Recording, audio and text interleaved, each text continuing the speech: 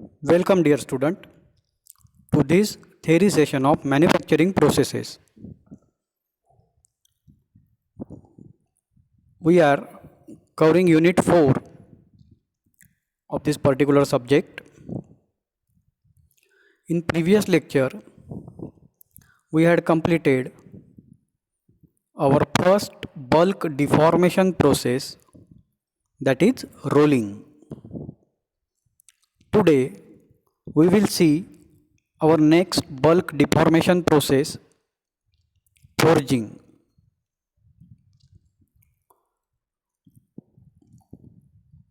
आप फोर्जिंग के साथ फैमिलियर हो? फोर्जिंग मतलब स्मीदी ऑपरेशन जो आपने फर्स्ट ईयर वर्कशॉप में किया था। एक फर्नेस में हम मेटल को रेड हॉट होने तक हीट करते हैं ताकि उसकी प्लास्टिसिटी इम्प्रूव हो जाए, और उसके बाद हम उसे हैमर से मैन्युअली अलग अलग शेप में शेपिंग करते हैं। इस ऑपरेशन को कहते हैं ब्लैक स्मिथी, या टेक्निकली उसे कहते हैं मैनुअल फोर्जिंग। हमें जो फोर्जिंग देखना है, that forging is done using the machines. We are not interested in manual type of forging but the machine forging. तो पहले इंट्रोडक्शन देख लेते हैं। Forging is the process of shaping heated metal by the application of sudden blows in hammer forging or steady pressure in press forging, and makes use of characteristic of plasticity of material.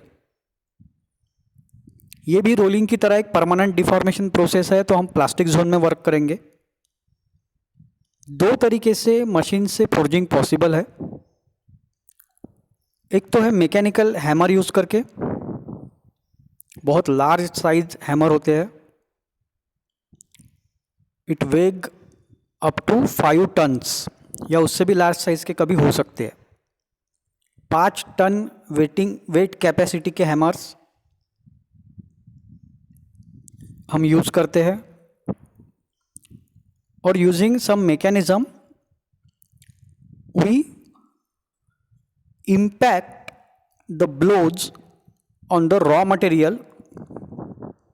Most of the time mild steel, alloy steel हम use करते हैं।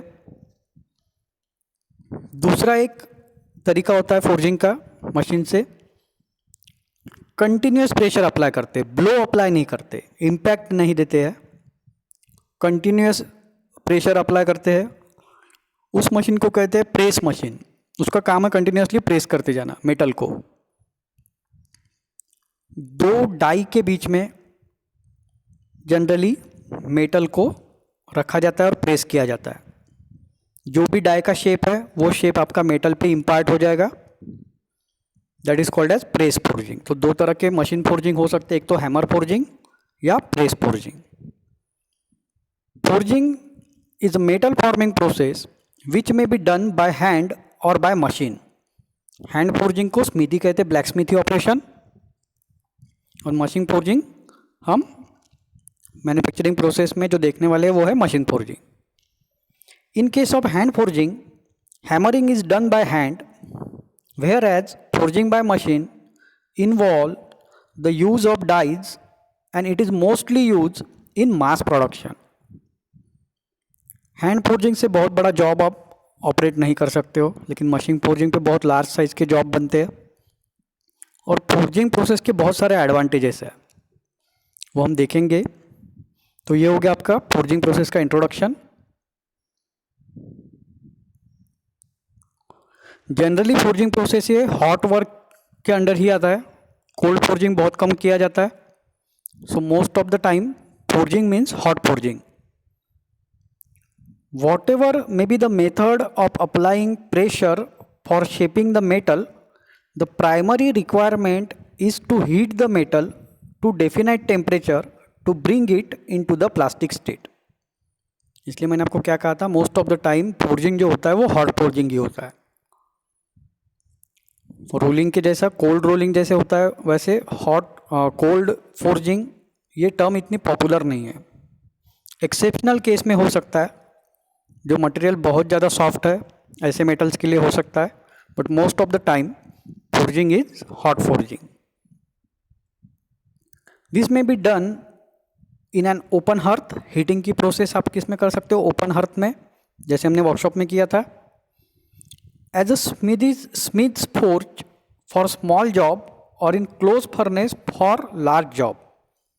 Workshop में हमने एक rod को shape दिया था, आपको याद होगा, आई शेप बनाया था और एक तरफ से पॉइंटेड बनाया था उसे। लेकिन जब लार्ज जॉब होते हैं तब हमें क्लोज फर्नेस यूज करने पड़ते हैं, ओपन फर्नेस में उसे हीटअप नहीं किया जाता है। This shop in which the work is carried out is called as smithy shop और स्मिथीज शॉप। शॉप का नाम क्या है? Smithy shop. प्रोसेस का नाम क्या है? Forging. The metals which are used in forging process must possess the required ductility. Ductility अच्छी होनी चाहिए। बहुत जो हार्ड या ब्रिटल मटेरियल है उसका फोर्जिंग पॉसिबल नहीं होता है। The commonly use forging materials are, कौन से मटेरियल यूज करते हैं हम? Aluminium alloys, copper alloys, low carbon steel, alloy steels, nickel alloys, tungsten alloys, magnesium alloys, titanium alloys, beryllium etcetera. तो ये सारे मटेरियल जिसकी डक्टिलिटी अच्छी है, देखिए रूम टेम्परेचर की बात नहीं हो रही है, एट रिक्रिस्टलाइजेशन टेम्परेचर और अबव रिक्रिस्टलाइजेशन टेम्परेचर जिसकी डक्टिलिटी अच्छे है, ऐसे सारे मेटल्स हम फोर्जिंग के लिए यूज कर सकते हैं as a raw material.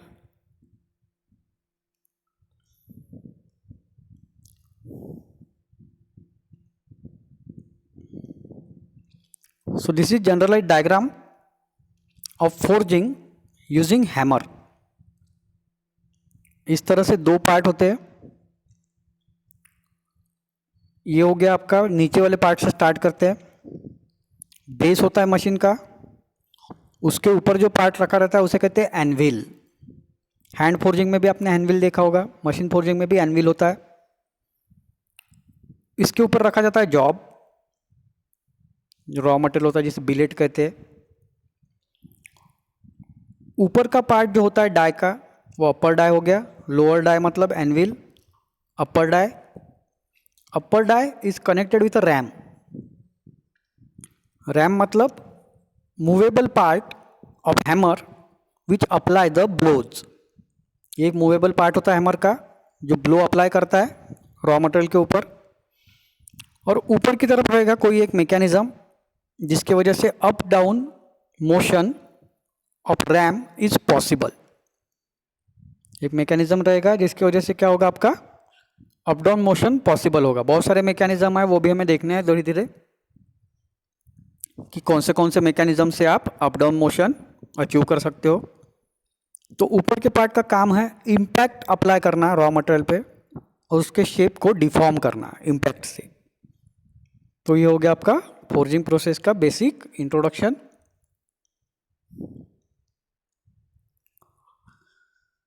Now compare to other processes such as casting and machining. Machining process हमने अब तक देखी तो नहीं है, लेकिन मशीनिंग मतलब क्या? एक रॉ मटेरियल लेना, उससे मटेरियल रिमूव करते जाना जब तक आपका रिक्वायर्ड शेप आपको नहीं दिखने लगता है। और मटेरियल कंटिन्यूसली रिमूव करते रहते हैं जब तक रिक्वायर्ड शेप आपको नहीं मिलता है। That is called as machining operation. और कास्टिंग से भी आप पार्ट बना सकते हो। तो इसके कंपैरिजन में हम फोर्जिंग के एडवांटेजेस देखेंगे। तो यहाँ पर आप 3 डायग्राम देख सकते हो। अब तक आपको ग्रेन क्या होते हैं ये समझ में आ चुका है।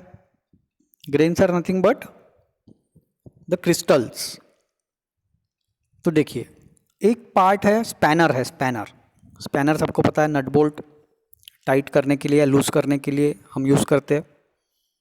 ये स्पैनर जो होते हैं वो जनरली फोर्जिंग से बनते हैं। अगर आपके घर पे कोई स्पैनर है, आपके पास गाड़ी होगी तो उसमें टूल किट होगा, वो स्पैनर को बाहर निकालिए, उसके ऊपर लिखा रहता है सेंटर में ड्रॉप फोर्ज्ड। ड्रॉप फोर्जिंग से बनाया जाता है। ड्रॉप फोर्ज मतलब हैमर से इम्पैक्ट करके उस पैनल को बनाया गया है। तो ड्रॉप फोर्जिंग से क्यों बनता है, इसका रीज़न आपको ये डायग्राम से पता चलेगा। पहला स्पैनर यहाँ पर जो दिखाया गया है वो कास्टिंग से बनाया गया है। दूसरा स्पैनर जो यहाँ पर दिखाया गया है वो मशीनिंग से बनाया गया है। और लास्ट वाला this is made by forging operation. So what is advantage of forging? यहाँ पर अगर आप देखोगे तो ग्रेन्स अगर देखते हो तो पर्टिकुलरली कोई ग्रेन्स नहीं है, यहाँ पर ग्रेन्स है ही नहीं, क्योंकि कास्टिंग से मेटल पूरी तरह से मेल्ट हो चुका है और ग्रेन जो है वो इक्वली रिफॉर्म हो चुके हैं। सारे के सारे ग्रेन्स कैसे हो चुके हैं? रिफॉर्म हो चुके हैं। अब जब मशीनिंग की बात करते हैं तो ग्रेन्स कंटिन्यूस नहीं है।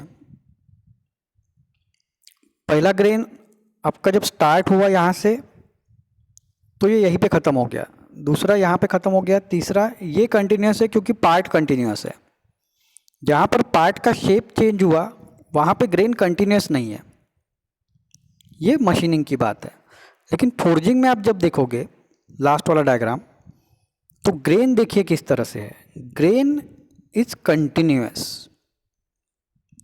यहाँ से अगर ग्रेन स्टार्ट होता है तो पार्ट एंड हुआ तो ग्रेन एंड नहीं होता, पार्ट के शेप के साथ वो कंटिन्यूसली आपको मूव होता हुआ दिखेगा। आप ग्रेन को ऑब्जर्व कीजिए, तीनों ग्रेन्स को। कास्टिंग में ग्रेन बनते ही नहीं है, बहुत छोटे छोटे क्रिस्टल होते हैं उसमें। मशीनिंग में ग्रेन कट हो जाते हैं कटिंग एक्शन की वजह से, लेकिन फोर्जिंग में grain continuously through out the body flow होते हैं। तो ग्रेन फ्लो ये फोर्जिंग में सबसे अच्छा होता है, और जितना ग्रेन फ्लो अच्छा होगा उतनी आपकी मटेरियल की स्ट्रेंथ बढ़ेगी। तो सबसे ज़्यादा स्ट्रेंथ आपको मिलती है फोर्जिंग में, उसके बाद मशीनिंग में, और सबसे कम होती है कास्टिंग में। लेकिन स्ट्रेंथ कौन सी strength? Impact strength. Impact strength जो होती है वो फोर्जिंग में सबसे ज़्यादा होती है। तो ये फोर्जिंग का एडवांटेज है। इसलिए ऐसे सारे पार्ट्स जिसे इम्पैक्ट सस्टेन करना होता है, all such parts are made by forging operation. जिस पार्ट पे इम्पैक्ट होने वाला है ऐसे सारे पार्ट फोर्जिंग ऑपरेशन से बनते हैं। तो फोर्जिंग से बनने वाले बहुत सारे पार्ट हैं और वो सारे पार्ट हेवी ड्यूटी होते हैं, उसकी स्ट्रेंथ बहुत ज़्यादा होती है, इम्पैक्ट एब्सॉर्ब करने की कैपेसिटी बहुत ज़्यादा होती है। In forging process grain flow is continuous and uninterrupted. कैसा होता है ग्रेन फ्लो? कंटिन्यूअस होता है, मतलब अनइंटरप्टेड होता है। It gives greater strength and toughness to the forge components. उससे क्या होती है? स्ट्रेंथ बढ़ती है, टफनेस बढ़ता है। टफनेस मैंने आपको बहुत बार बताया, toughness is ability of material to sustain impact. Continuous impact sustain करने की एबिलिटी जो मटेरियल की है उसे कहते हैं टफनेस। तो फोर्ज पार्ट की टफनेस सबसे ज़्यादा होती है। सारे मैन्युफैक्चरिंग प्रोसेस में फोर्ज पार्ट की टफनेस सबसे हायर मिलती है आपको। Figure shows 3 spanners produced through 3 different methods: casting, machining and forging. The cast spanner is the weakest, सबसे वीक होता है cast spanner. Machine spanner is relatively stronger, casting से स्ट्रॉन्गर होगा।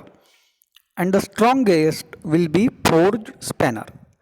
तो जहाँ स्ट्रेंथ इंपॉर्टेंट है ऐसे प्रोडक्ट फोर्जिंग से बनाना एडवांटेजियस होता है। जहाँ स्ट्रेंथ इंपॉर्टेंट है ऐसे प्रोडक्ट फोर्जिंग से बनाना एडवांटेजियस होता है।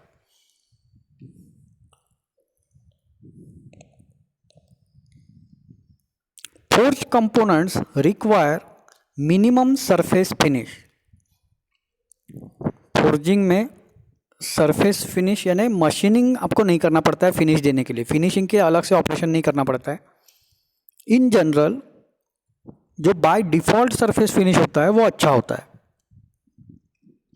The forging process give high dimensional accuracy, जो पार्ट बनते हैं उनकी एक्यूरेसी बहुत अच्छी होती है फोर्जिंग में। Forge components have better mechanical properties like strength and toughness. Strength और टफनेस फोर्जिंग कंपोनेंट के सबसे हाई होते हैं। Forge components have better resistance to shock and vibration. Toughness property ही है resistance to shock and vibration.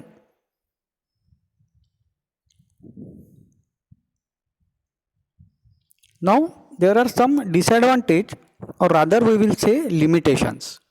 तो limitation क्या है देख लेते हैं एक बार। Complicated shapes can not be forged easily.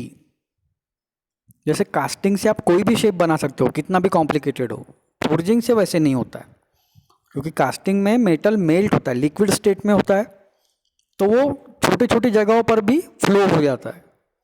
लेकिन फोर्जिंग में मेटल प्लास्टिक स्टेट में होता है, तो बहुत ज़्यादा कॉम्प्लिकेटेड शेप में वो फ्लो नहीं हो पाता है, इतना फ्लो उसका अच्छा नहीं होता है कंपेयर टू लिक्विड। तो complicated shape can not B forge easily. Forging process is mostly suitable for large parts, बहुत ज़्यादा लार्ज पार्ट के लिए सूटेबल होता है। Forging of brittle material is difficult, forging के लिए डक्टाइल होना जरूरी है मेटल। बहुत सारे मटेरियल जो है जैसे कास्टाइन हो गया, ब्रास हो गया, these materials are brittle at higher temperature also, so this cannot be forged। आपके पास एक ही ऑप्शन अवेलेबल रहता है, एक तो मशीनिंग करो, हार्डनेस कम होगा तो, if hardness is much more than only casting is your option to shape such material metals. Forging possible नहीं होता है ब्रिटल मटेरियल का। Due to high cost of forging dies, forging process is costly compared to casting or machining। forging is a costly process। more noise and vibration are produced during the process। ये तो obvious बात है, आप hammer use कर रहे हो इतना बड़ा 5 टन वेट का और उससे कंटिन्यूसली इम्पैक्ट कर रहे हो, तो वहाँ बहुत ज़्यादा वाइब्रेशन, बहुत ज़्यादा नॉइज़ जनरेट होगा, तो ये बहुत नॉइजी प्रोसेस है कंपेयर टू मशीन शॉप और कंपेयर टू कास्टिंग। कास्टिंग तो बहुत कम नॉइज़ होता है कास्टिंग में।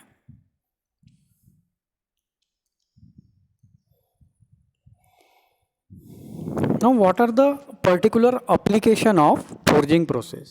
तो forging process वहीं पर अप्लाई होती है मैक्सिमम जहाँ पर toughness is a primary requirement. Forging process is used in the manufacturing of following components: car axle, crankshaft, connecting rods, lip spring, crane hooks, jet engine turbine dies and blades. देखिए ये सारे application अगर आप देख रहे हो, car axle मतलब जिस पर आपके व्हील माउंट होते हैं, front axle and rear axle. Car axle पे पूरे बॉडी का वेट होता है और रोड से कंटिन्यूस वाइब्रेशन उस एक्सल में जाते हैं, वही उसे क्या करता है, सस्टेन करता है। तो बहुत ज़्यादा टफनेस रिक्वायर्ड होता है कार एक्सल में। उसी तरह से इंजन का crankshaft, crankshaft means the part which connecting rod and piston। Connecting rod से पिस्टन को जो पार्ट कनेक्ट करता है दैट इज द क्रैंकशाफ्ट। ये crankshaft continuous up down motion में मूव होते रहता है और बहुत ज़्यादा प्रेशर होता है, क्योंकि कंबशन, इंजन में कंबशन होने के बाद पिस्टन का जो भी फोर्स है वो डायरेक्टली क्रैंकशाफ्ट पे अप्लाई होता है। उसके बाद कनेक्टिंग रॉड भी क्रैंकशाफ्ट के साथ जो कनेक्ट होता है वहाँ पर भी बहुत सारे कंटिन्यूस फोर्सेस आते रहते हैं और फ्लक्चुएटिंग फोर्सेस होते हैं। तो जहाँ पर भी फ्लक्चुएटिंग फोर्सेस है, ये तीनों चीज़ें, कार एक्सल भी अभी फ्लक्चुएटिंग फोर्स है, क्रैंकशाफ्ट पर भी और कनेक्टिंग रॉड पर भी।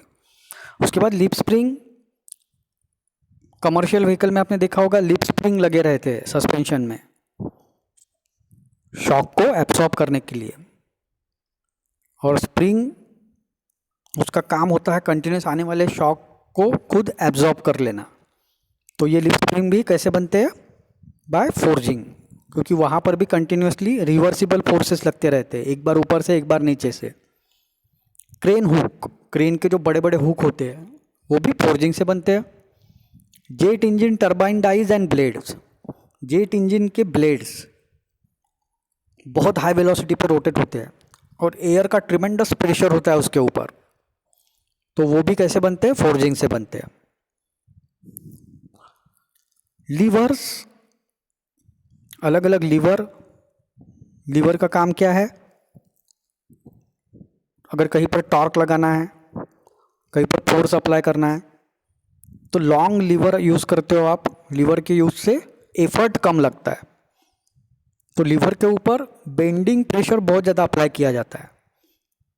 फ्लैंजेस, दो शाफ्ट है आपके पास मशीन के, दोनों को कनेक्ट करना है, तो वहाँ फ्लैंज अप्लाई करते हैं दोनों एंड पर, और फ्लैंज को नट बोल्ट से कनेक्ट करते हैं। तो ये फ्लैंज भी कैसे बनते हैं? फोर्जिंग से बनते हैं। प्रोपेलर्स, शिप के प्रोपेलर ब्लेड आपने देखे होंगे, जो रोटेट होता है, पानी को बाहर की तरफ फेंकता है और शिप को आगे पुश करता है, तो वो ब्लेड भी, क्योंकि पानी का बहुत प्रेशर रहता है उसके ऊपर। Hollow bodies, railway wheels, railway wheel, disc, tank bottoms, ये सारी चीज़ें कैसे बनती है? फोर्जिंग से बनती है। ये सारे एप्लीकेशन कैसे है? जिस पे कंटिन्यूसली प्रेशर होता है और चेंजिंग प्रेशर है, कांस्टेंट प्रेशर नहीं होता है, कांस्टेंट फोर्स अप्लाई नहीं होता है। Aircraft and rocket parts, knife blades, ये नाइफ ब्लेड तो आप सबको पता है फोर्जिंग से बनता है। जनरली पहले नाइफ, सॉर्ड, ये सारी चीज़ें कैसे बनती थी? हैंड फोर्जिंग से, लेकिन अभी मशीन फोर्जिंग से बनती है नाइफ और सॉर्ड्स। बोल्ट्स, नट्स, नट और बोल्ट कहीं पर भी लगाए जाते हैं। किसी मूवेबल मशीन में अगर लगा दिए तो वहाँ भी फ्लक्चुएटिंग फोर्स रहेगा। तो नट एंड बोल्ट्स कैसे बनते हैं? फोर्जिंग से ही बनते हैं। Washer, washer collar, gear blank, spanners, ये सारे फोर्जिंग के एप्लीकेशन है। सारे एप्लीकेशन कैसे है? जहाँ पर फ्लक्चुएटिंग फोर्स लगता है या बहुत ज़्यादा बेंडिंग मूवमेंट अप्लाई हो रहा है, ऐसे सारे एप्लीकेशंस है। और क्यों यूज़ करते हैं फोर्जिंग इसके लिए? Because forging gives maximum strength and maximum toughness. Forging process से पार्ट बहुत स्ट्रॉन्ग और टफ बनते हैं।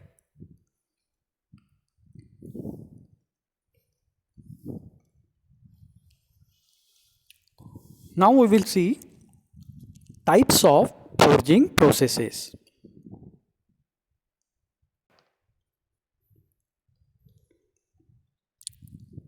फोर्जिंग का क्लासिफिकेशन देखना है हमें। Forging process is classified as follows according to working temperature, पहला क्लासिफिकेशन हो गया। इसमें क्या आएगा आपका? हॉट फोर्जिंग, जो 99% टाइम पे हॉट फोर्जिंग ही होता है। Most of the forging operations are performed above the recrystallization temperature but below the melting point of metal। अब हॉट वर्किंग क्या है ये हर बार बताने की ज़रूरत नहीं है, ये हमने बहुत डिटेल में लिया है। Hot working, cold working. तो according to the working temperature पहला हो गया आपका hot forging, 99% time hot forging ही यूज़ होता है। कोल्ड फोर्जिंग बहुत कम बार यूज़ होता है। कहाँ पर? जहाँ प्रोडक्ट की साइज़ बहुत छोटी है, ऐसे ही समय पे, क्योंकि लार्ज साइज का प्रोडक्ट कोल्ड स्टेट में डिफॉर्म करना पॉसिबल नहीं है। बिलो रिक्रिस्टलाइजेशन टेम्परेचर प्लास्टिसिटी बहुत कम होती है। For certain products like bolts, rivets, screws, pins, nails, ये सारे प्रोडक्ट कैसे? बहुत छोटे प्रोडक्ट्स है। ऐसी जगह पे ही हॉट कोल्ड वर्किंग आपका यूज होता है या कोल्ड फोर्जिंग यूज होता है। Cold forging is very common, ऐसे प्रोडक्ट्स के लिए कॉमन है। Cold forging increases the strength which result from strain hardening of the component. Hot forging में स्ट्रेन हार्डनिंग नहीं होगा क्योंकि रिक्रिस्टलाइजेशन होता है। कोल्ड फोर्जिंग में आपकी हार्डनेस भी बढ़ेगी, फोर्जिंग से टफनेस तो बढ़ेगा ही, लेकिन कोल्ड फोर्जिंग से और क्या बढ़ता है, हार्डनेस भी बढ़ता है। तो छोटे प्रोडक्ट्स आप कोल्ड फोर्ज कर सकते हो।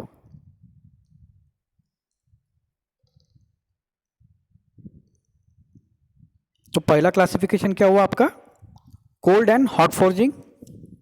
Second, according to the method of applying the blows, आप इम्पैक्ट कैसे करते हो फोर्जिंग करने के लिए, उसके accordingly.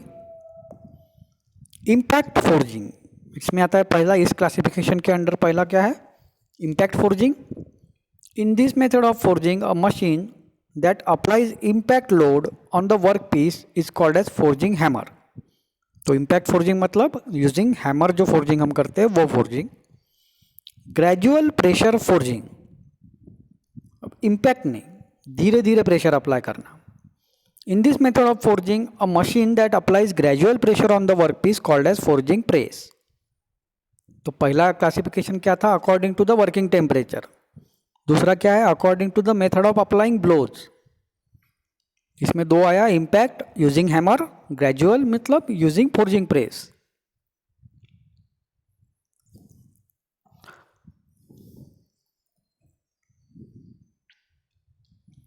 Third classification, according to degree to which the flow of workpiece is constrained by the dies.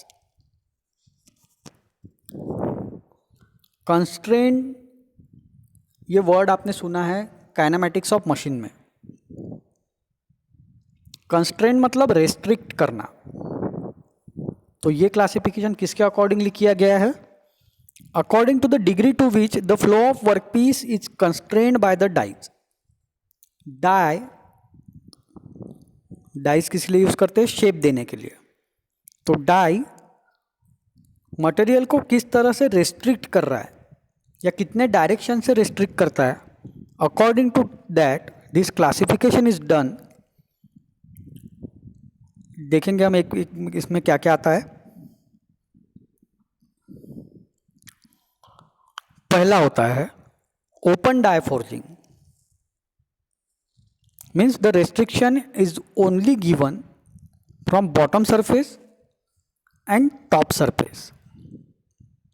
आपका रेस्ट्रिक्शन कैसे दिया जाता है, बॉटम से और टॉप से। Only two way restriction is given. Diagram से आपको पता चलेगा। देखिए इस डाई का कोई शेप नहीं है, लोअर डाई भी फ्लैट है जो फिक्स डाई है, और जो मूवेबल डाई है आपकी अपर डाई वो भी फ्लैट है।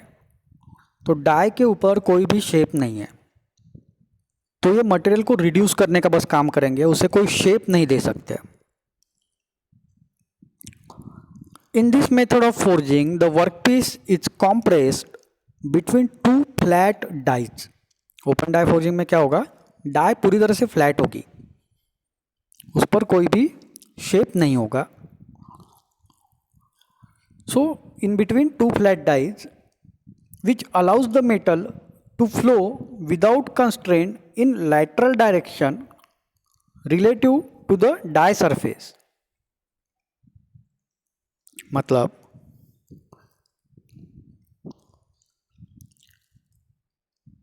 कंस्ट्रेंट कौन से डायरेक्शन से है, नीचे डाई का बॉटम सरफेस है तो मटेरियल इस तरफ फ्लो नहीं हो सकता, ऊपर से भी डाई है तो मटेरियल ऊपर की तरफ भी फ्लो नहीं हो सकता। अब बचती है ये डायरेक्शन, इस डायरेक्शन में मटेरियल फ्लो हो सकता है, और परपेंडिकुलर डायरेक्शन। तो चार डायरेक्शन से मटेरियल फ्लो हो सकता है। अगर मैं यहाँ पर एक एक्सिस बनाता हूँ इस तरह से,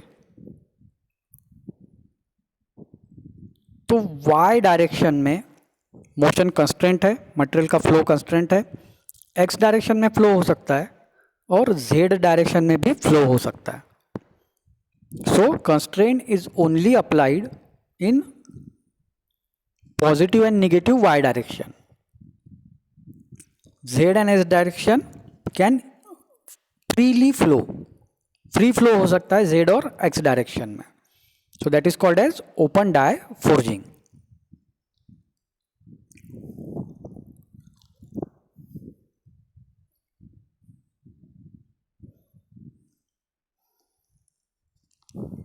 इसी में सेकंड टाइप हम थर्ड क्लासिफिकेशन देख रहे हैं। थर्ड क्लासिफिकेशन में फर्स्ट टाइप था ओपन डाई फोर्जिंग, जिसमें y डायरेक्शन में तो कंस्ट्रेंट लगाया जाता है ड्यू टू डाई, और बाकी दोनों direction that is x and z are unconstraint. तो उसमें सेकंड अब है क्लोज डाई और इम्प्रेशन डाई फोर्जिंग। इसमें फ्लैट डाई यूज नहीं करते, नीचे और ऊपर दोनों डाई पर कुछ शेप बना हुआ रहता है और मटेरियल उस शेप में ही फ्लो हो सकता है, जिसे कहते हैं close die forging. In this method the die surface contain an impression और shape which is applied to the work piece during the compression.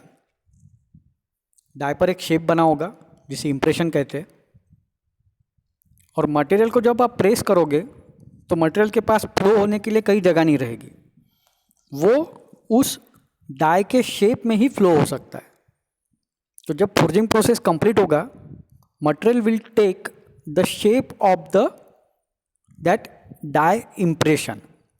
Material कैसे बन जाएगा आपका, डाई इम्प्रेशन का जो शेप है उसी शेप का आपको वो मटेरियल मिलेगा, इसे कहते हैं close die forging.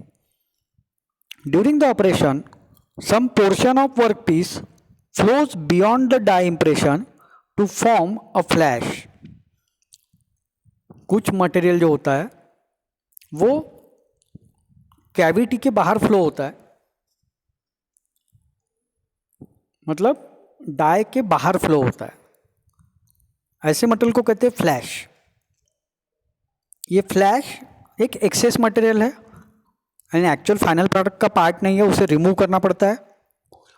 Flash is a excess metal which is trimmed off at the end, यानी मटेरियल एक बार बन गया तो जो एक्सेस मेटल डाई के बाहर फ्लो हुआ है उसे आप रिमूव कर देते हो, और उस मेटल को क्या कहते हैं, फ्लैश कहते हैं।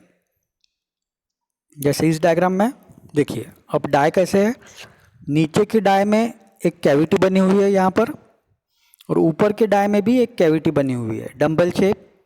हमने कास्टिंग में बहुत बार एग्जांपल दिया है इसका। अब मेटल को दो डाई के बीच में रखा जाता है और प्रेस किया जाता है, एक तो प्रेस करेंगे या फिर हैमर से ब्लो करेंगे। जो मटेरियल ओरिजिनली रेक्टेंगुलर शेप का था वो प्रेशर या फोर्स की वजह से क्या हो जाएगा, डाई शेप का बन जाएगा, डंबल शेप का। और यहाँ पर जो एक्स्ट्रा मेटल कैविटी से बाहर निकल गया है, ये कट करके हम रिमूव कर देंगे। इस एक्स्ट्रा मेटल को क्या कहते हैं, फ्लैश कहते हैं। तो ये हो गया आपका क्लोज डाई फोर्जिंग। पहला था ओपन डाई, दूसरा क्लोज डाई,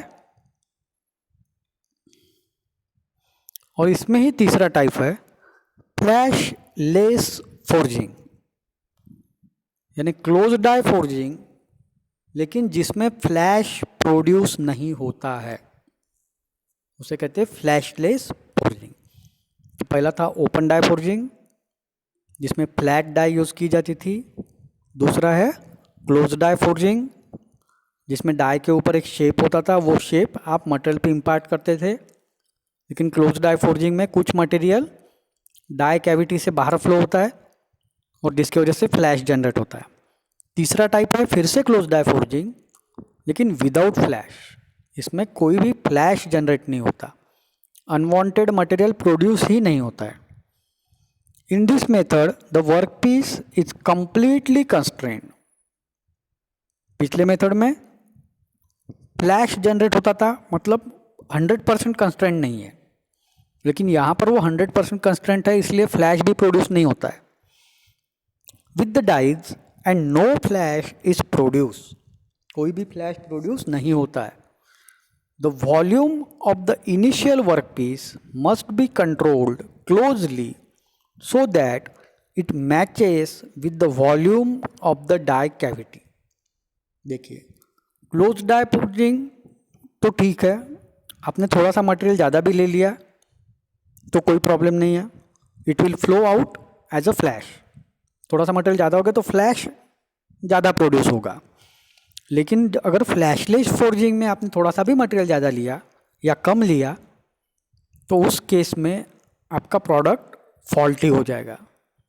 ज़्यादा मटेरियल उसमें प्रेस होगा नहीं क्योंकि फ्लैश प्रोड्यूस नहीं हो रहा है, एक्सेस मटेरियल को बाहर निकलने के लिए जगह नहीं है, तो वो गलत डायमेंशन का प्रोडक्ट बनेगा। कम मटेरियल है तो कम मटेरियल तो किसी भी फोर्जिंग में नहीं चलता है, लेकिन यहाँ आपको एग्जैक्ट साइज का ही रॉ मटेरियल लेना पड़ेगा, तभी जाके आपकी फोर्जिंग सक्सेसफुल होगी, otherwise it will not be successful. तो ये थोड़ी कॉम्प्लिकेटेड प्रोसेस है compare to close die forging. देखिए एग्जाम्पल दिख रहा है आपको, पूरी तरह से क्लोजेड है, कहीं से भी मटेरियल को बाहर निकलने के लिए जगह नहीं है, और जितने साइज का कोई भी फ्लैश प्रोड्यूस नहीं हुआ, जो भी आपका प्रोडक्ट है वो फाइनल प्रोडक्ट होगा। तो धीरे धीरे पूरी तरह से कॉम्पैक्ट डाई में आप मटेरियल को क्या कर रहे हो, प्रेस कर रहे हो, that is called as flashless forging. कोई भी फ्लैश प्रोड्यूस नहीं हुआ, कोई भी अनवांटेड मटेरियल प्रोड्यूस नहीं हुआ, so this is called as flashless forging. तो 3 टाइप हो गए आपके, या जिसे हम कह सकते हैं इस क्लासिफिकेशन में आपके 3 टाइप्स है।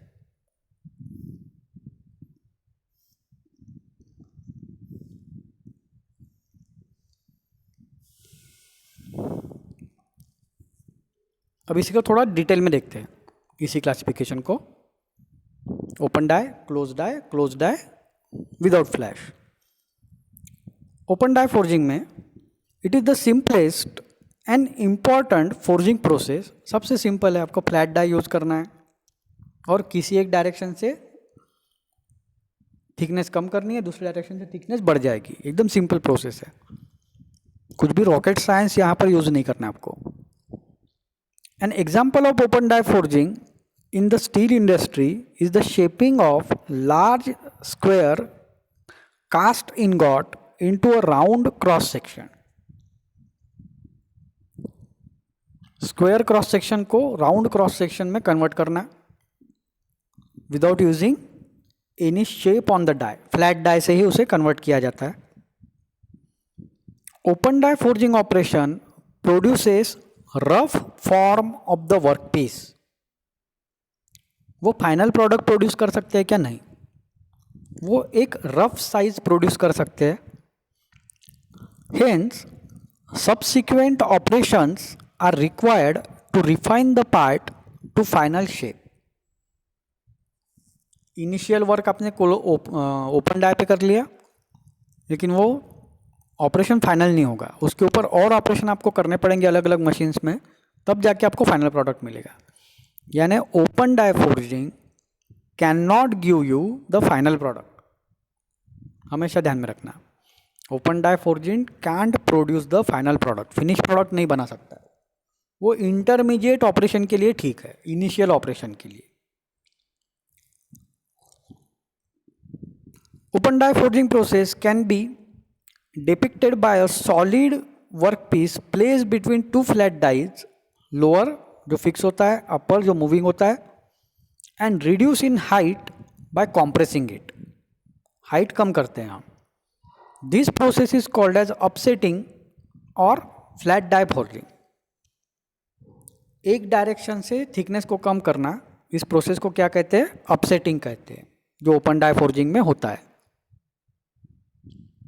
तो एक एग्जांपल हो गया, पहले रेक्टेंगुलर प्रोडक्ट था आपका, उसको धीरे धीरे प्रेस किया तो क्या हो गया, वो साइड से बेंड होने लगा। अब एक्चुअली देखिए, एक थोड़ी चीज़ मैं आपको समझाने की कोशिश करता हूँ। यहाँ पर ये शेप ऐसे सर्कुलर क्यों हुआ है? एक्चुअल में कैसे होना चाहिए?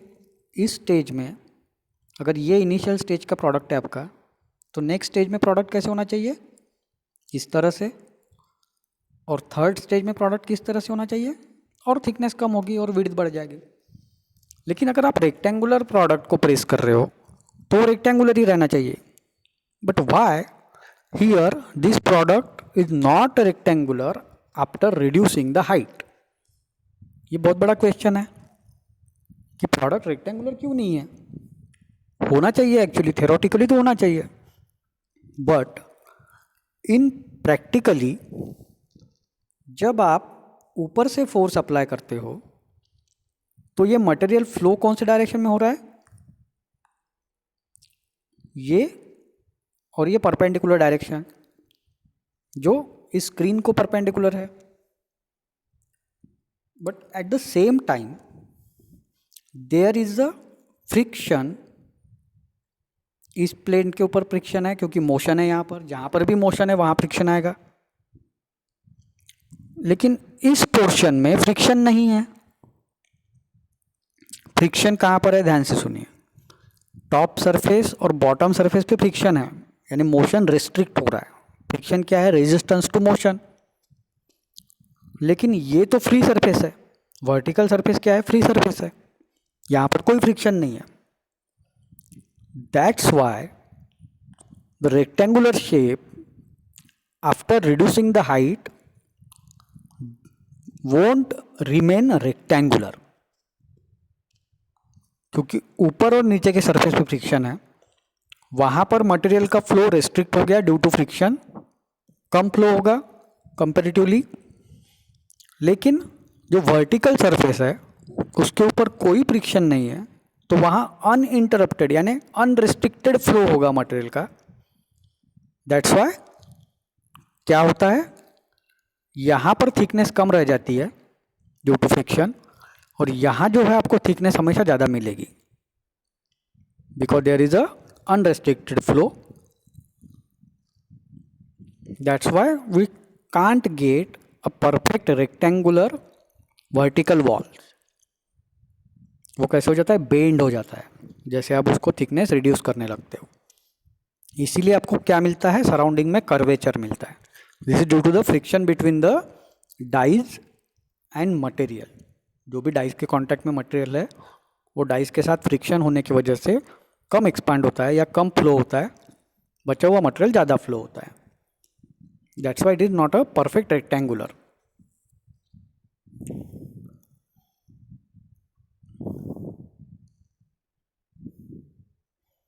Operations in open die forging.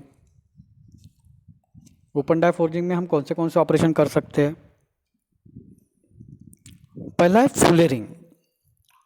Fullering it is perform to reduce the cross section and redistribute the metal in workpiece in preparation for subsequent shape forging.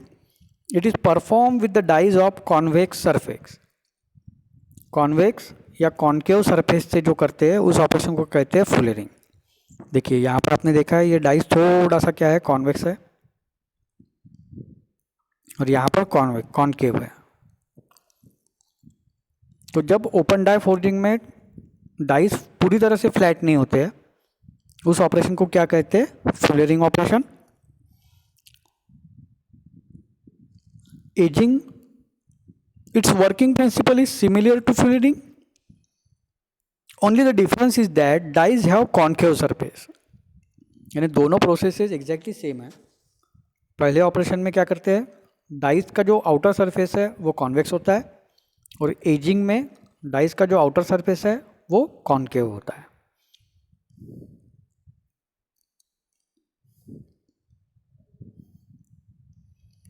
Third operation is cogging. अब cogging आपने देख लिया, क्या करते हैं हम, धीरे धीरे धीरे धीरे थिकनेस को रिड्यूस करते हैं। ये ओरिजिनल थिकनेस है मटेरियल की, इनिशियल थिकनेस लिखा हुआ है यहाँ पर, और हम उसे प्रेस करके या फिर हैमर से इम्पैक्ट करके उसकी थिकनेस क्या करते हैं, रिड्यूस करते जाते हैं। It consist of a sequence of forging compression. Sequence में पहले सामने का पोर्शन होगा, उसके बाद का पोर्शन होगा, उसके बाद का पोर्शन होगा, सीक्वेंस में होगा। Along the length of the work piece to reduce the cross section and to increase the length. क्या करेंगे हम, क्रॉस सेक्शन एरिया को कम करेंगे और लेंथ को इंक्रीज करेंगे। ये कहाँ पे सुना है, रोलिंग में। लेकिन रोलिंग में ये बहुत लार्ज क्वांटिटी में होता है, यहाँ उतने लार्ज क्वांटिटी में नहीं होगा। यहाँ रोलिंग में जो रॉ मटेरियल होता है उसका थिकनेस बहुत ज़्यादा नहीं होता है, लेकिन फोर्जिंग में जो रॉ मटेरियल होता है उसका थिकनेस बहुत ज़्यादा रहता है इनिशियल रॉ मटेरियल का।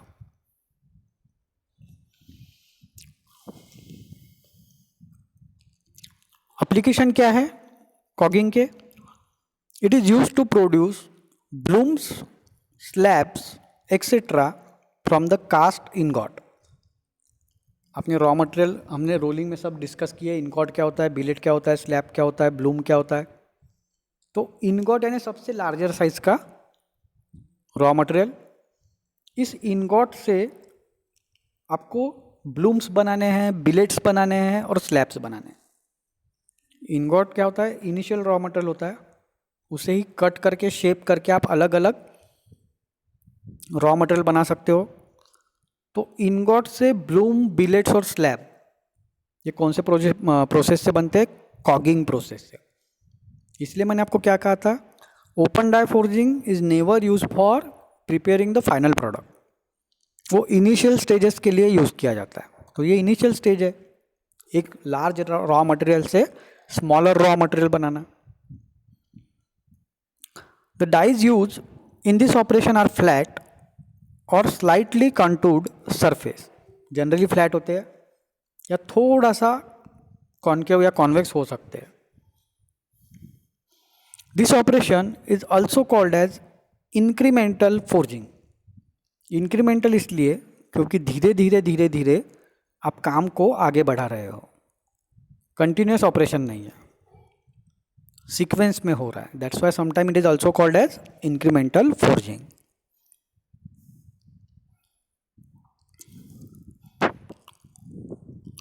इम्प्रेशन डाई और close die forging. Open die देख लिया हमने, 3 टाइप भी देख लिए उसके। अब देखते हैं फिर से क्लोज डाई फोर्जिंग। देखिए फिर से वही हुआ, आपने जब मटेरियल को कॉम्प्रेस किया तो एक्चुअल साइज क्या था? रेक्टेंगुलर।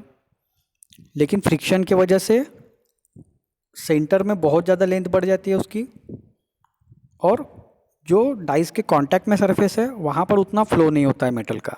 आप हर डायग्राम में ये ऑब्जर्व कर सकते हो। इम्प्रेशन डाई और close die forging is perform with the dies which contain the inverse of the required shape of the component. जैसे कास्टिंग में कैविटी होती है उसी तरीके से दोनों डाई में यहाँ पर भी क्या होती है? कैविटी होती है। और उसी कैविटी में आप क्या करते हो? मेटल को प्रेस करते हो या इम्पैक्ट से उसे उस कैविटी में लाने की कोशिश करते हो। और जब फाइनल स्टेज में क्या होगा, आपका पूरा का पूरा मटेरियल कैविटी का शेप में कन्वर्ट हो जाएगा। That is called as close die forging.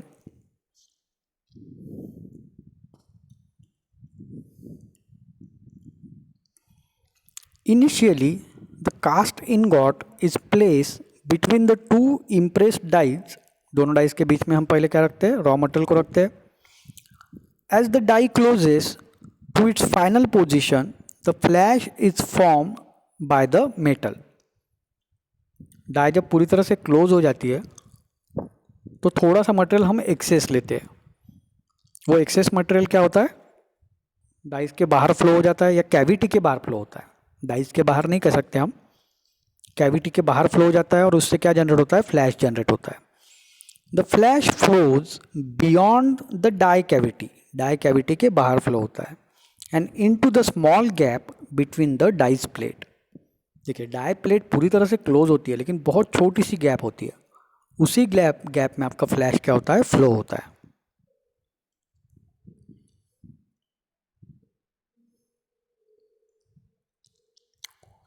अब इम्प्रेशन डाई फोर्जिंग यानी वही क्लोज डाई फोर्जिंग।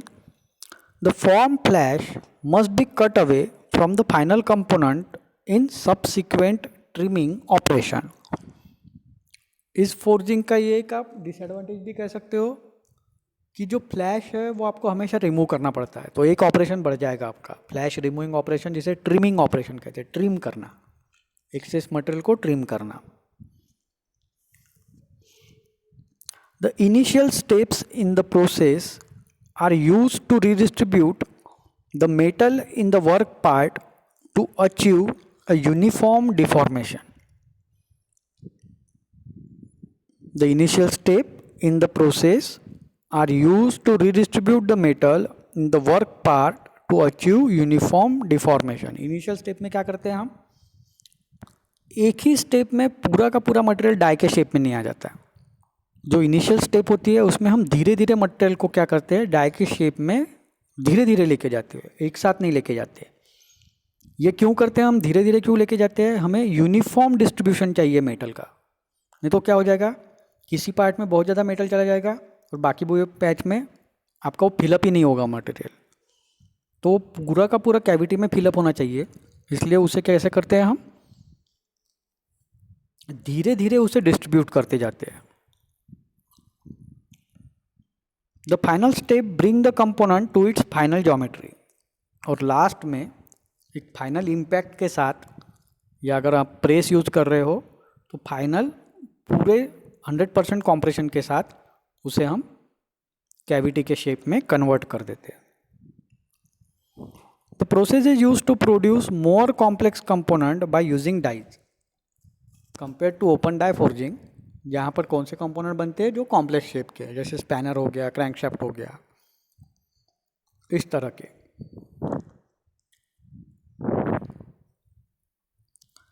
ये कभी कभी पूछा जाता है, what is difference between open die forging and close die forging. तो ये डिफरेंस थोड़ा सा देख लेते हैं हम. ओपन डाई फोर्जिंग एक तरफ, जब भी डिफरेंस का क्वेश्चन आएगा तो इसी तरह से सॉल्व करना है आपको, एक टेबुलेटेड फॉर्म में.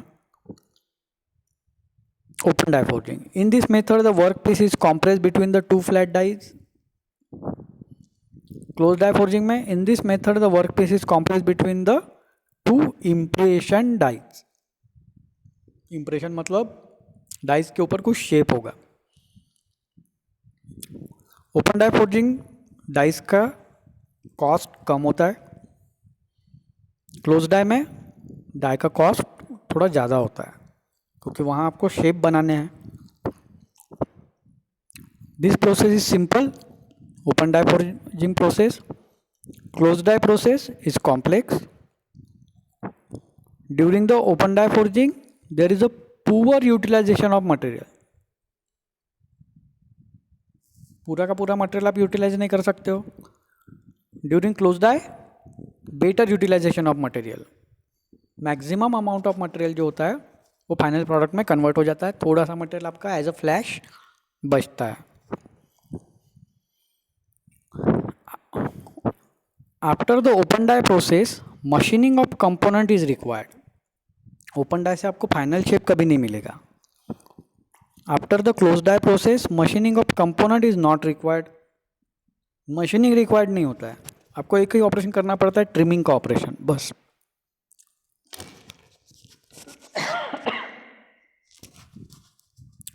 कोई भी मशीनिंग ऑपरेशन रिक्वायर्ड नहीं होता है. The dimensional accuracy of obtained product in open die forging is not good. Dimensional accuracy आपको कहाँ से मिलेगी, आपके पास कुछ रिस्ट्रिक्शन ही नहीं है. लेकिन क्लोज डाई फोर्जिंग में रिस्ट्रिक्शन है, इसलिए the dimensional accuracy of obtained product is good. The open die forging process is use for low quantity production. जहाँ आपको एक आधा ट्रायल के लिए प्रोडक्ट बनाना है तो आप हैंड फोर्जिंग के जगह पर ओपन डाई फोर्जिंग यूज कर सकते हो. Close die forging process is use for high quantity production. जहाँ क्वांटिटी बहुत ज़्यादा है वहाँ आप ओपन डाई यूज कर ही नहीं सकते. आपको कौन सा यूज करना है, close die forging. Open die is suitable only for production of simple component, और क्लोज डाई कॉम्प्लेक्स कंपोनेंट भी आप बना सकते हो. तो ये था डिफरेंस.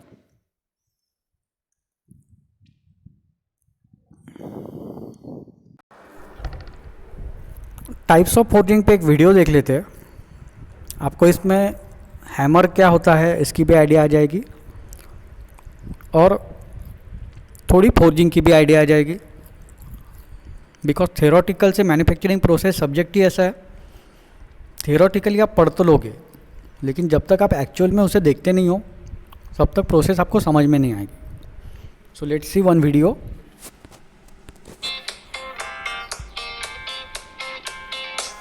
Open die forging.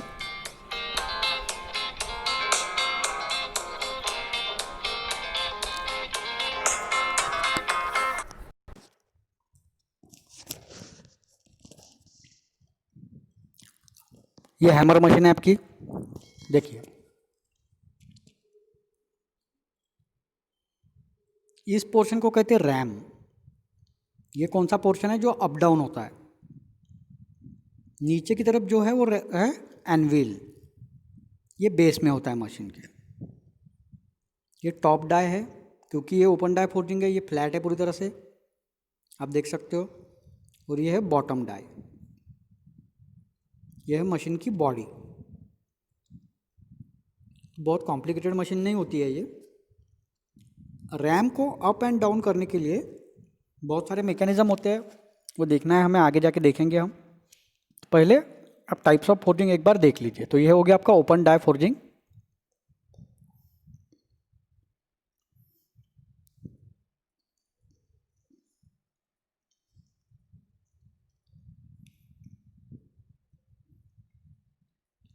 इस तरह से इम्पैक्ट होता है. देखिए मटेरियल कैसा होता है, साइड से ब्लज होता है. ब्लजिंग ऑपरेशन है फ्रिक्शन के वजह से.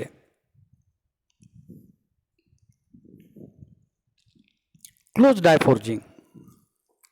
डाई में डिफरेंस देखने का. आप हैमर तो वैसे ही रहेगा आपका, हैमर में चेंज नहीं होगा. यहाँ पर डाई जो है, यहाँ पर देखिए कुछ शेप बने हुए दिखेंगे आपको बॉटम डाई में, और इसी तरह के शेप बने होंगे अपर डाई में भी.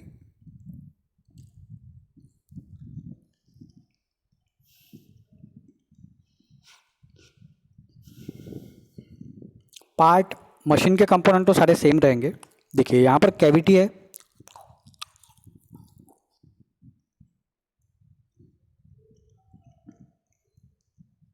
आपका बिलेट रखा जाएगा, इम्पैक्ट करेंगे. ऊपर की तरफ भी देख सकते हो आप कैविटी है.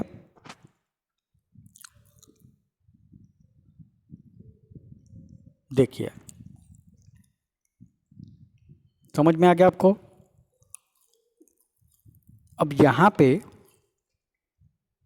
यहाँ देखिए, यहाँ सराउंडिंग में आपको कुछ एक्स्ट्रा मटेरियल दिख रहा है.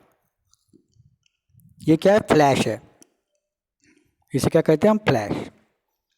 तो इम्पैक्ट से हम क्या कहते हैं, क्लोज डाई में रखकर मटेरियल का शेप कैविटी के शेप से फिलअप कर देते हैं मटेरियल को. इसे कहते हैं close die forging. Press forging. Hammer की जगह पर हम प्रेस मशीन यूज करते हैं फोर्जिंग के लिए.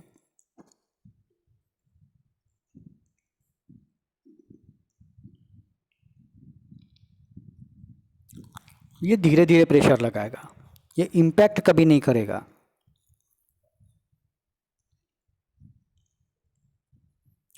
प्रेस मशीन हम डिटेल में देखने वाले अगले यूनिट में, इसलिए बहुत ज़्यादा नहीं बताऊंगा मैं आपको. लेकिन देखिए धीरे धीरे रोटेट करके स्क्रू के थ्रू आपका इम्पैक्ट हो रहा है.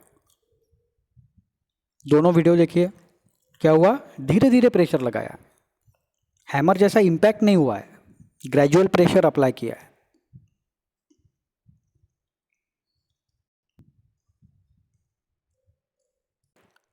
तो क्लोज डाई और ओपन डाई ये दो इंपॉर्टेंट टाइप्स है फोर्जिंग के.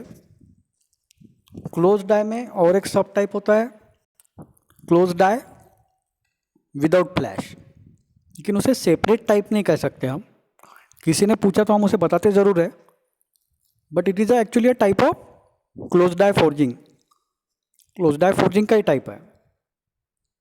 उसे बहुत बार उसे हम निगलेक्ट कर देते हैं.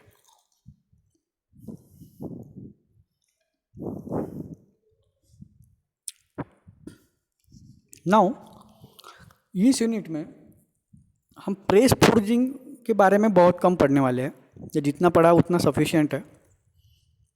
हमें इंटरेस्ट है इन हैमर फोर्जिंग, जिसे ड्रॉप फोर्जिंग भी कहा जाता है, ड्रॉप फोर्जिंग, क्योंकि हैमर को ऊपर से ड्रॉप करके वो फोर्जिंग बनाया जाता है, इसलिए उसे ड्रॉप फोर्जिंग कहते हैं। तो जो मशीन यूज होता है पावर हैमर, उसके बारे में हम देखेंगे। During forging heavy components require a great degree of deformation which is not possible by using hand hammers।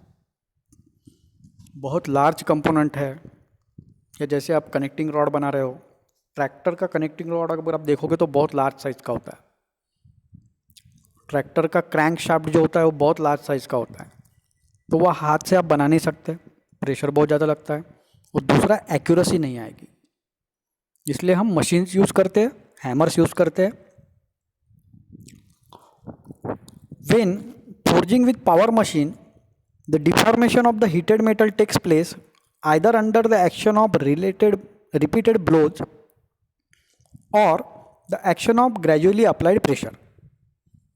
एक तो आप ब्लो अप्लाई करोगे यानी सडन इम्पैक्ट, या फिर ग्रेजुअली प्रेशर अप्लाई करोगे, दो ही मेथड है जब आप मशीन से फोर्जिंग करते हो।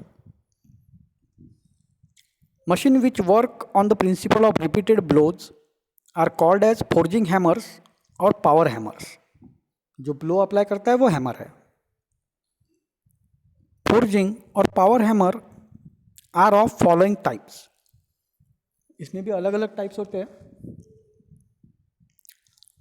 First one is spring hammer, जिसमें ब्लो अप्लाई करने के लिए स्प्रिंग का यूज किया जाता है।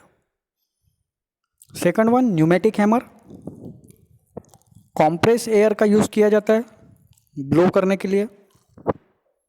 थर्ड वन स्टीम और एयर हैमर, थोड़ा बहुत सेम ही होता है न्यूमेटिक हैमर के जैसा, लेकिन यहाँ पर स्टीम यूज की जाती है generally.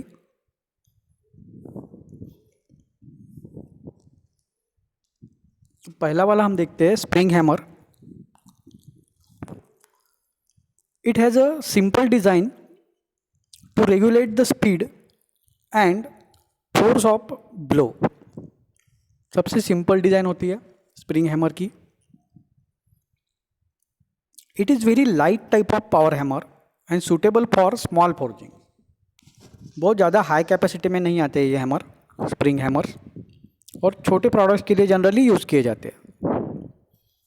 It consist of a heavy rigid frame carrying a vertical projection at its top which act as a housing or bearing in which a leaf or laminated spring oscillate। एक vertical body होती है जो RAM को house करती है, RAM को support करती है ऊपर नीचे होने के लिए दोनों तरफ से, और उसके टॉप में होता है एक लिप स्प्रिंग, जिसकी वजह से ऑसिलेशन पॉसिबल होता है। ऑसिलेशन मतलब up and down motion. One end of the spring is connected to the connecting rod and other end is connected to a vertical tup which reciprocates between fix guides. एक end connecting rod के साथ connected होता है और दूसरा and जो होता है वो वर्टिकल टूप के साथ कनेक्ट होता है, जो रेसिप्रोकेट होता है दो गाइड्स के बीच में। The connecting rod is attached to an eccentric sheave which is further connected to the crank wheel। Connecting rod एक इसेंट्रिक शीव के साथ कनेक्ट होता है और इसेंट्रिक शीव कनेक्ट होता है क्रैंक व्हील के साथ। देखिए ये आपका डायग्राम है। जो मैंने कहा था आपको पिछले स्लाइड में वो बताता हूँ मैं आपको। ये हो गई इसकी बॉडी, ये जिसे फ्रेम भी कहते हैं। बॉडी के टॉप में क्या है, एक लिप स्प्रिंग है।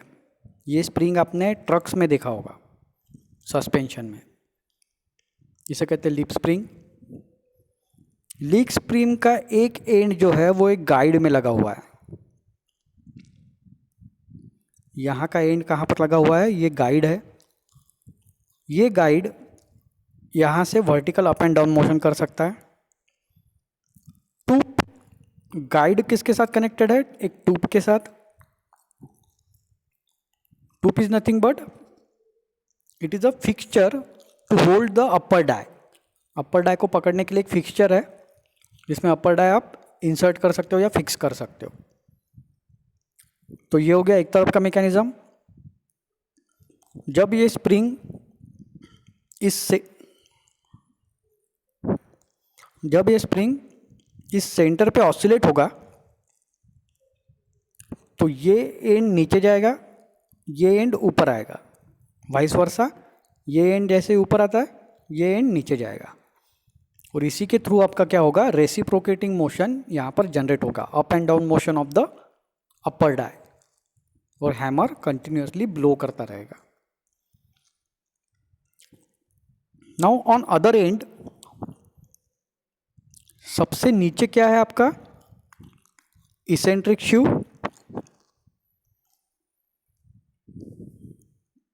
इसेंट्रिक शू आपका कनेक्टेड होगा एक मोटर के साथ। तो मोटर इस इसेंट्रिक शू को रोटेट करेगा। Due to rotation of this eccentric shoe, this connecting rod will be having a oscillating motion, यानी वो किस तरह से मोशन करेगा, ऑसिलेट करेगा इस तरह से। Let me clean this.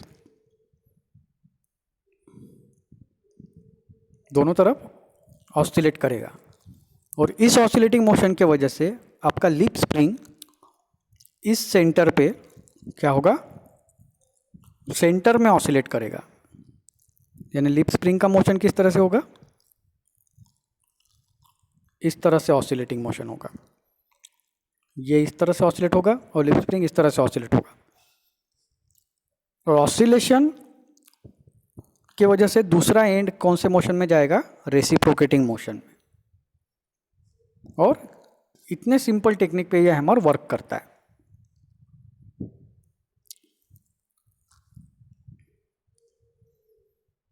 दूसरा है न्यूमेटिक हैमर।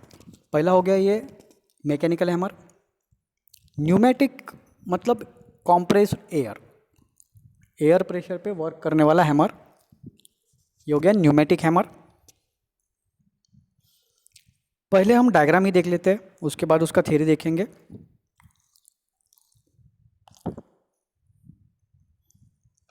यह है न्यूमेटिक हैमर का डायग्राम।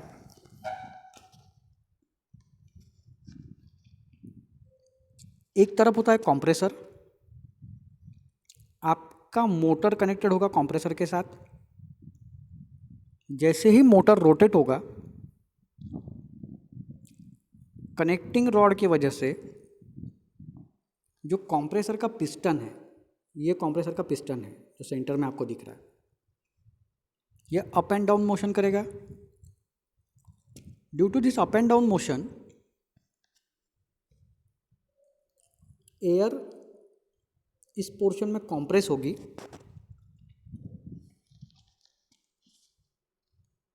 यहाँ से इनलेट है एयर का, यहाँ से आउटलेट है।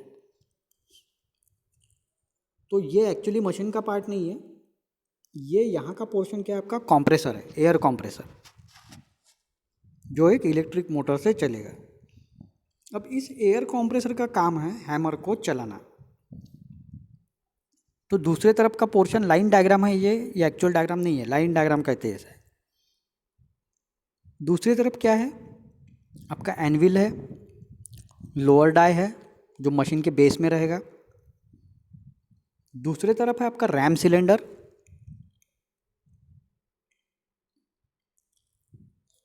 ये है आपका रैम सिलेंडर। इसमें भी एक क्या है, पिस्टन सिलेंडर अरेंजमेंट है। इसका पिस्टन आपको यहाँ पर दिख रहा होगा, उसे नाम भी दिया गया है रैम सिलेंडर पिस्टन। तो ये आउटर बॉडी जो है ये सिलेंडर है, उसके अंदर एक पिस्टन है। मशीन में गाइड्स होंगे, वर्टिकल गाइड्स, और this one is a tube. उसके साथ क्या कनेक्टेड है, ट्यूब। ट्यूब क्या होता है मैंने आपको पहले ही बताया, it is a fixture to hold the die. Upper die को होल्ड करने के लिए एक फिक्सचर होता है जिसे कहते हैं टूब। अब वर्किंग क्या है, पहले तो कंप्रेसर, देखिए मैं एक ब्लैंक स्क्रीन लेता हूं पहले।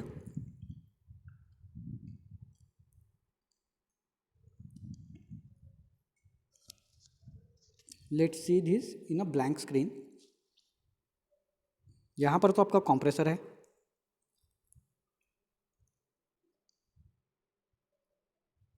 यहाँ है आपका पिस्टन सिलेंडर, जो रैम का पिस्टन सिलेंडर है।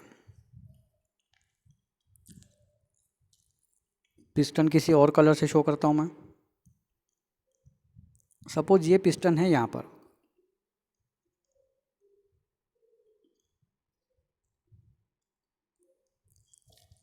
और रैम का जो पिस्टन है वो है यहाँ पर। ये दोनों पिस्टन सिलेंडर एक दूसरे के साथ कनेक्टेड है।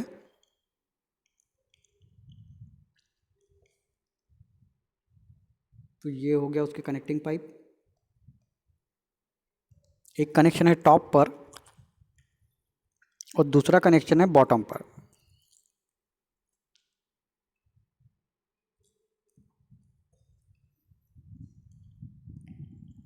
अब जब कंप्रेसर का पिस्टन हम कैसे चला रहे हैं, इलेक्ट्रिक मोटर से। कंप्रेसर का पिस्टन जब अपवर्ड मोशन करेगा तो एयर बाहर की तरफ फ्लो होगी और इस पाइप से कौन से पिस्टन में जाएगी, रैम वाले सिलेंडर में जाएगी। और इस एयर के वजह से ये पिस्ट कहाँ मूव करेगा, नीचे की तरफ।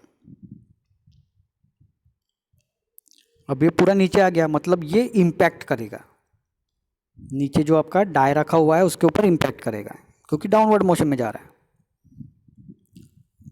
अब ये पिस्टन जब डाउनवर्ड मूव करेगा,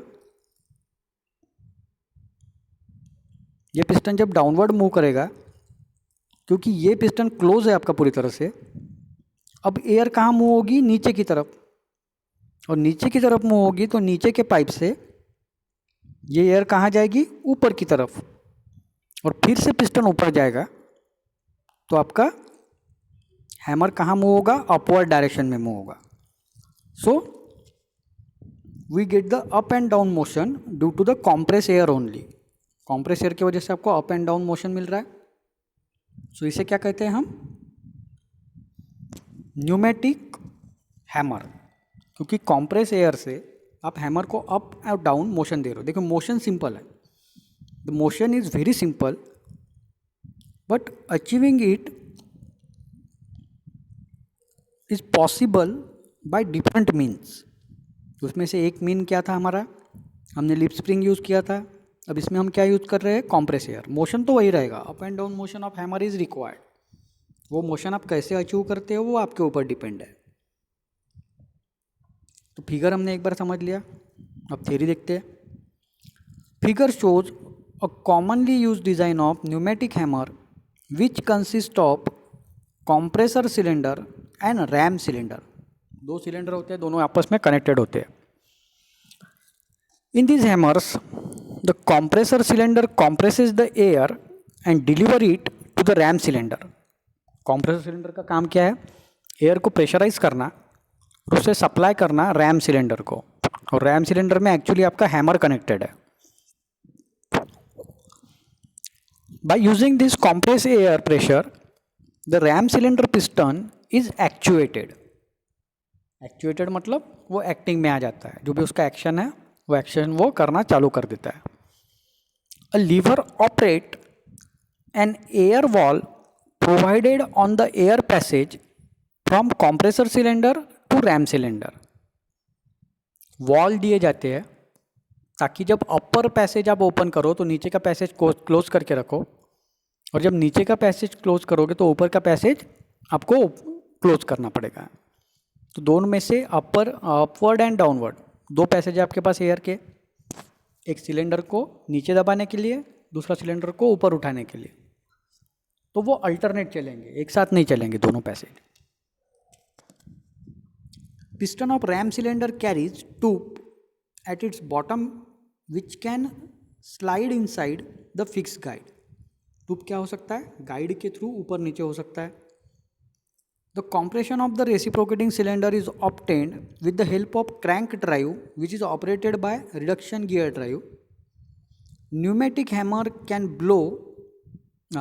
produce 70 to 200 blows per minute. यानी एक सेकंड में एक ब्लो से ज़्यादा 70 ब्लो पर मिनट भी हम लेते हैं तो 60 सेकंड में 70 ब्लोज और मैक्सिमम 200 ब्लोज. जितने हाई स्पीड में वो ब्लो अप्लाई कर सकता है. So that is the pneumatic hammer which run on compressed air.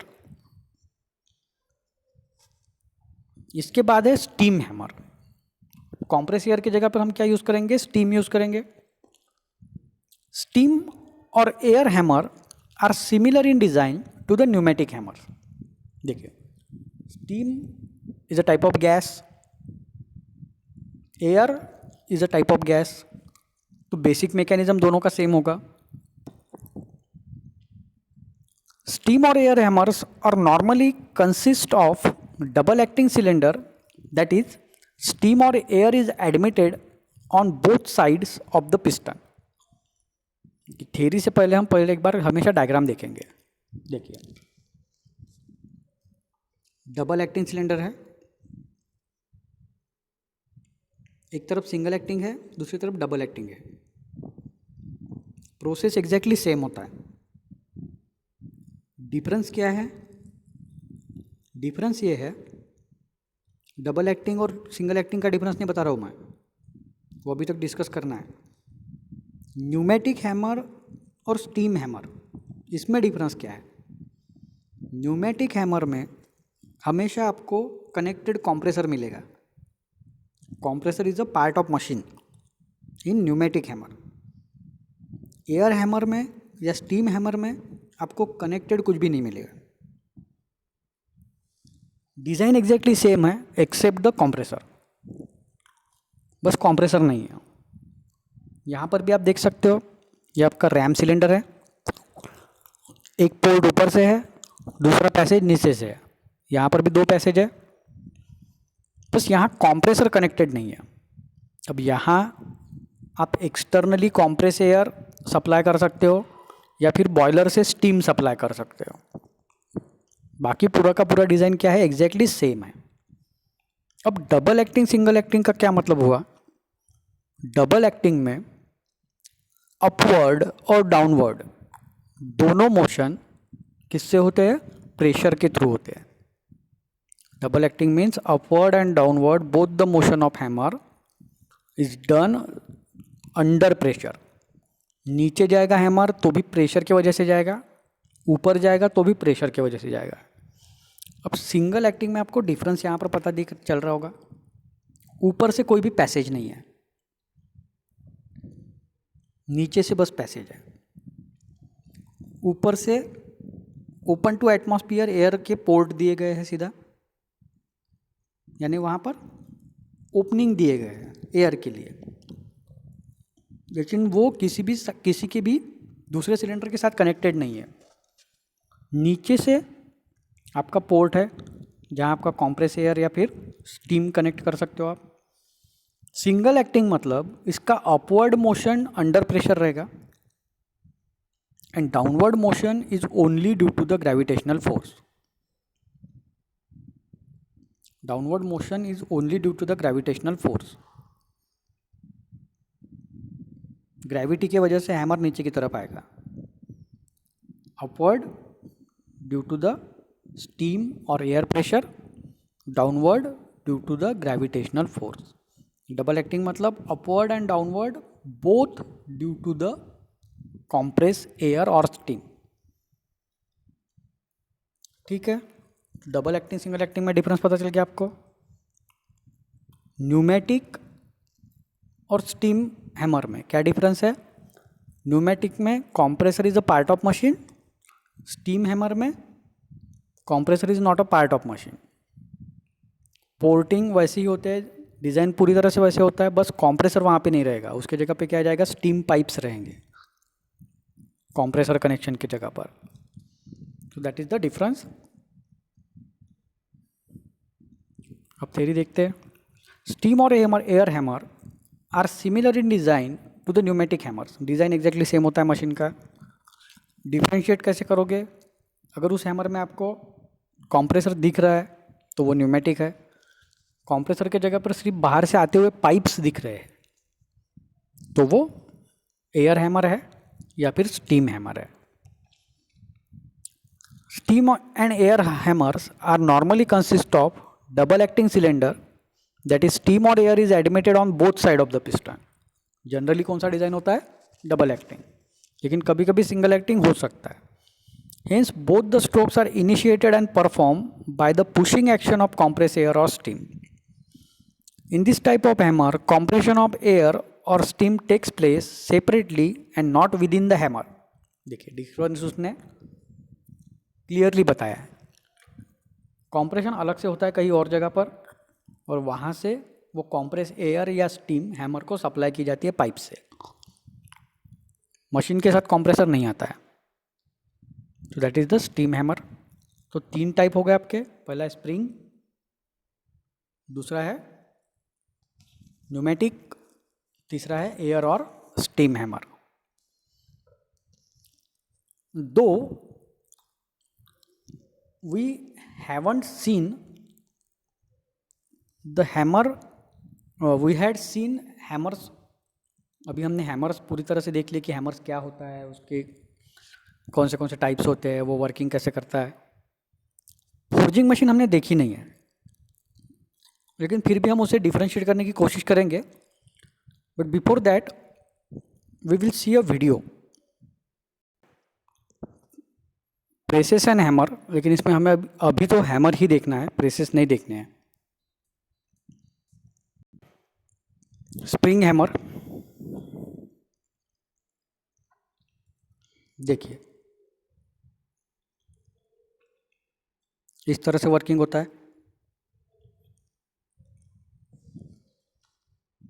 Part भी समझाऊंगा मैं आपको। ये आपका फ्लाईव्हील है जो इसेंट्रिक के साथ कनेक्टेड होता है। ये लिप स्प्रिंग है, रैम है, गाइड्स जिसमें रैम मूव होता है, एनविल और मशीन का बेस। इस तरह से हैमरिंग से आप इसमें वर्किंग कर सकते हो।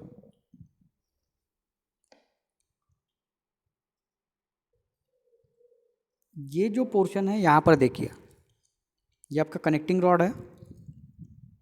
कनेक्टिंग रॉड का एक एंड कहाँ पर कनेक्ट है? स्प्रिंग के साथ। दूसरा एंड कहाँ पर कनेक्ट है? ये अगर फ्लाईव्हील का सेंटर है, सॉरी आपके फ्लाईव्हील का सेंटर कहाँ पर है? This one. But the connecting rod is not connected to the centre. ये सेंटर से कनेक्टेड नहीं है, ये थोड़े डिस्टेंस पे कनेक्ट है। इसे क्या कहते हैं? इसेंट्रिक।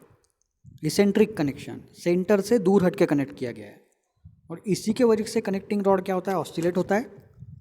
ये ऑसिलेशन ट्रांसफर होता है स्प्रिंग में, तो स्प्रिंग का ऑसिलेशन कन्वर्ट हो जाता है reciprocating motion of the hammer और इसे कहते हैं रैम्प। तो ये सिंपल वर्किंग होता है। इसेंट्रिक फिक्सिंग के वजह से आपका कनेक्टिंग रॉड ऑसिलेट होता है, कनेक्टिंग रॉड की वजह से स्प्रिंग ऑसिलेट होता है और स्प्रिंग की वजह से आपका रैम जो है वो क्या होता है? रेसिप्रोकेट होता है। मोटर से आपका क्या चलेगा? Motor will run the flywheel. Flywheel पे आपका इसेंट्रिक कनेक्ट है, इसेंट्रिक के साथ कनेक्टिंग रॉड कनेक्ट होगा, कनेक्टिंग रॉड के साथ स्प्रिंग और स्प्रिंग के साथ आपका रैम।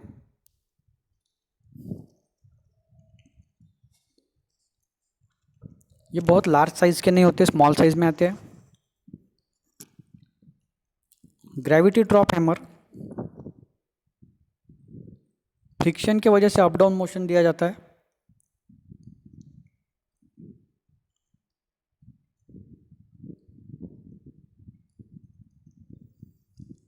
जैसे रोलिंग मशीन में 2 रोलर होते हैं, उसी तरह से इसमें भी 2 रोलर होते हैं। रोलर जैसे ही मूव करेंगे आपका हैमर ऊपर की तरफ जाएगा ड्यू टू द फ्रिक्शन, और जैसे ही रोलर रिलीज करेंगे हैमर को, वो ग्रेविटी से नीचे आएगा और इम्पैक्ट करेगा। तो रोलर का काम बस ऊपर उठाना है, अपवर्ड मोशन, और वो कैसे होगा? फ्रिक्शन से।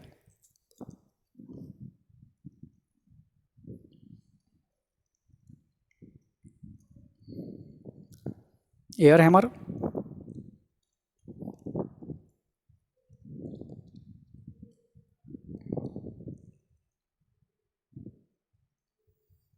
पिस्टन, रैम, और दोनों तरफ रैम के जो दोनों तरफ है वो है इसके गाइड।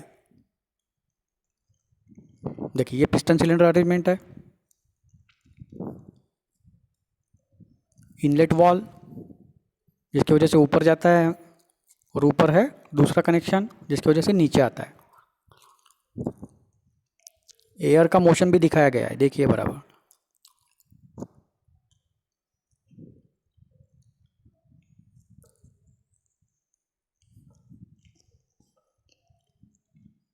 तो ये हो गए आपके टाइप्स ऑफ हैमर। तो ये डिफरेंस हमें देखना है आप टाइप्स ऑफ हैमर के बाद। हमने प्रेस मशीन देखी नहीं है, लेकिन फिर भी ये डिफरेंस पूछा जाता है। प्रेस मशीन तो हम अगले यूनिट में देखेंगे ही, लेकिन उससे पहले हैमर और प्रेस मशीन में क्या डिफरेंस है ये एक बार हमको देखना है।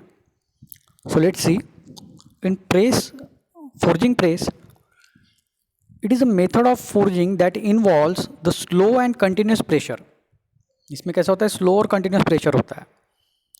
और हैमर फोर्जिंग में the metal forming process that a billet is inserted into a die and then hammered until it has assumed the shape of the die। इसे ब्लो इम्पैक्ट होता है, इसमें स्टेडी और कंटिन्यूस प्रेशर होता है। Forging press reach maximum peak force in 30 to 100 millisecond. Maximum pressure apply करने के लिए प्रेस को 100 मिलीसेकंड तक का टाइम लग सकता है। Drop hammer reach peak load in 2 to 5 millisecond. Hammer बहुत फास्ट है compare to press. 100 millisecond press को लगता है मैक्सिमम फोर्स अप्लाई करने के लिए, और हैमर 2 to 5 मिलीसेकंड में ही मैक्सिमम फोर्स अप्लाई कर देता है। So speed is very different. Automation is possible in case of forging press. Forging press पूरी तरह से ऑटोमेटिक बनाई जा सकती है क्योंकि आपके पास टाइम है उसे कंट्रोल करने के लिए। Drop hammers employ operators and are not automatic. Drop hammer को ऑटोमेटिक नहीं कर सकते क्योंकि बहुत कम टाइम होता है, तो उसके लिए ऑपरेटर आपको देना ही पड़ता है उसको ऑपरेट करने के लिए। Forging press operation are safe compare to drop forging. Press पे ऑपरेशन थोड़ा सेफ होता है, फोर्जिंग ऑपरेशन वैसे तो सेफ है ही नहीं, लेकिन प्रेस पे ऑपरेशन सेफ होता है क्योंकि मैक्सिमम टाइम पे वो ऑटोमेटिक होती है और ऑपरेटर का इतना कांटेक्ट नहीं आता है रेड हॉट मेटल के साथ। लेकिन ड्रॉप फोर्जिंग में क्योंकि ऑपरेटर बहुत नज़दीक होता है और हैमर से मटेरियल स्लीप हो सकता है, कभी कभी रेड हॉट मटेरियल अगर स्लीप हो गया तो बहुत दिक्कत हो सकती है, तो इतना सेफ नहीं है। Less prone to problem from operators and variability in the product. Operator की वजह से या प्रोडक्ट चेंज हो गया तो फोर्जिंग प्रेस में इतना प्रॉब्लम नहीं आता है। More prone to problem from operators and variability in the product. लेकिन हैमर में अगर ऑपरेटर ठीक से ऑपरेट नहीं करता है तो प्रॉब्लम हो सकते हैं। Forging press is less effective in breaking large internal inclusions. अगर मटेरियल के बीच में इंक्लूजन है, इंक्लूजन मतलब अनवांटेड मटेरियल, तो उसे ब्रेक करना पॉसिबल नहीं होता है फोर्जिंग प्रेस से, क्योंकि धीरे धीरे प्रेस करते जाता है तो वो जो अनवांटेड मटेरियल है वो मेटल के अंदर चला जाता है। लेकिन हैमर में क्योंकि हम बहुत हेवी ब्लो करते हैं, बहुत हाई वेलोसिटी के साथ ब्लो करते हैं, तो ऊपर कोई नॉन मेटल भी है, कोई स्केल भी जनरेट हुई है, तो पूरी तरह से ब्रेक हो जाती है, वो मेटल के अंदर नहीं जाती, वो ब्रेक होके बाहर गिर जाती है। तो ये हैमर का एडवांटेज है। So these are the difference between forging press and hammer. कभी कभी 5 या 6 मार्क के लिए पूछा जाता है। So with this we will stop our lecture today here. Next lecture में हम नेक्स्ट प्रोसेस स्टार्ट करेंगे, बल्क डिफॉर्मेशन प्रोसेस में। So have a good day. Don't forget to mention your name in the comment box for marking your attendance for today's lecture. Thank you.